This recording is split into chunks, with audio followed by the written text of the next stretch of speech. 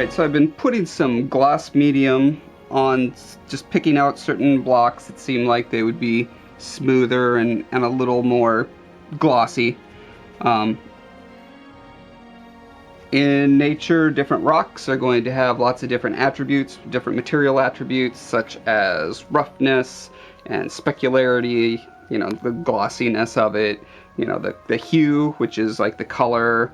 There's striations, there's just the physical texture that they have. So there's all these elements, and I'm trying to keep everything kind of just varied. I don't want everything to look the same, because in almost all pictures of old castles and ruins, the rocks are not uniform consistency, because they all come from different parts of the quarry, or multiple quarries, or they were done at different epochs, you know, like, not epochs, that's too big, eras, historical eras, I don't know, like hundreds if not thousands of years apart, right? So yeah, the rocks are always going to be different. The erosion, the weathering, the glossiness is all going to be different. So I've got a pretty cool variance here. Let me see if I can pick that up.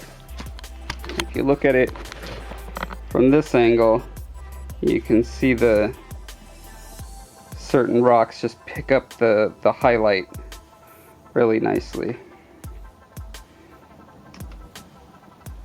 At first I was just gonna kind of spatter some gloss around on it, but I thought better of that, because like I said, I want the individual stones to look like, you know, this stone came from quarry A, section 1, and this stone came from quarry A, section B, and this, there's just a few last little details. Overall, I'm really happy with the shades and stuff. I don't even feel like I need to go in with the pigments, the powder stuff. I found these rocks while I was digging around. I wish I would have found them sooner. I would have incorporated them into the broken off pillar pieces, but whatever. I mean, these pillar pieces are just kind of ancillary anyway, since they're going to be covered by feet. These rocks are glossy for no good reason, so I'm going to hit those with my dull matte gray.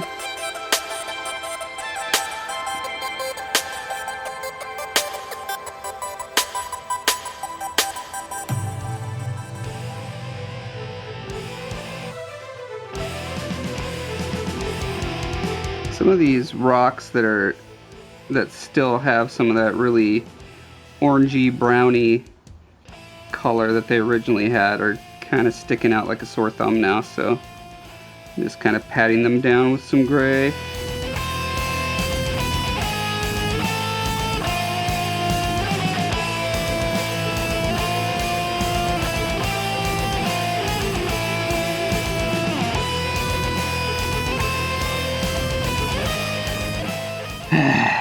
Okay, I need to do a little bit darker gray.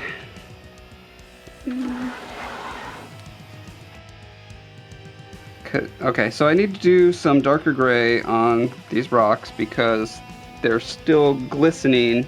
The undercoat is dark but glossy, and so just hitting the highlights with a lighter color doesn't really fix the problem. You're still seeing glossy lowlights underneath the highlights, which is really the opposite of what you want. So going in with my very matte black paint and making sure to get all the little, well, not necessarily all, but most of the dark lowlights. I'll get rid of most of the shiny stuff. It's okay for a little shine to come through here or there, you know. A lot of rocks have little bits of mica or silicone or something that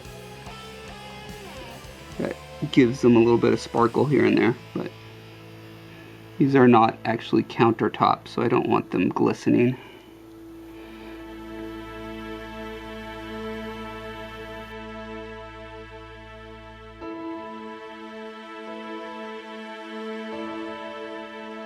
Alright, and now they don't match because they're just plain gray instead of tinted with the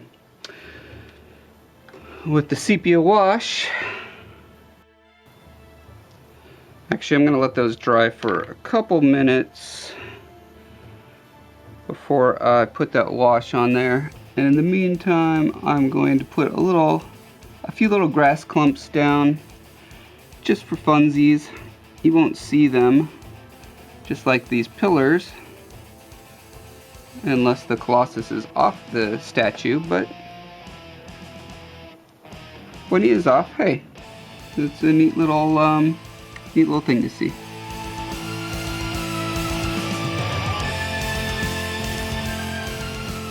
For this, I'm just using these little pre-packaged grass clumps that you can buy for wargaming miniatures.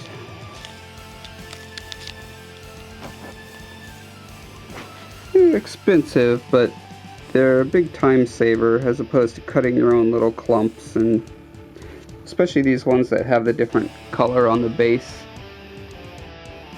Gives it a nice grounded appearance. You don't have to worry about shading them afterwards or anything. They just kind of sit there and look pretty without any trouble. Alright, now ready for the sepia wash.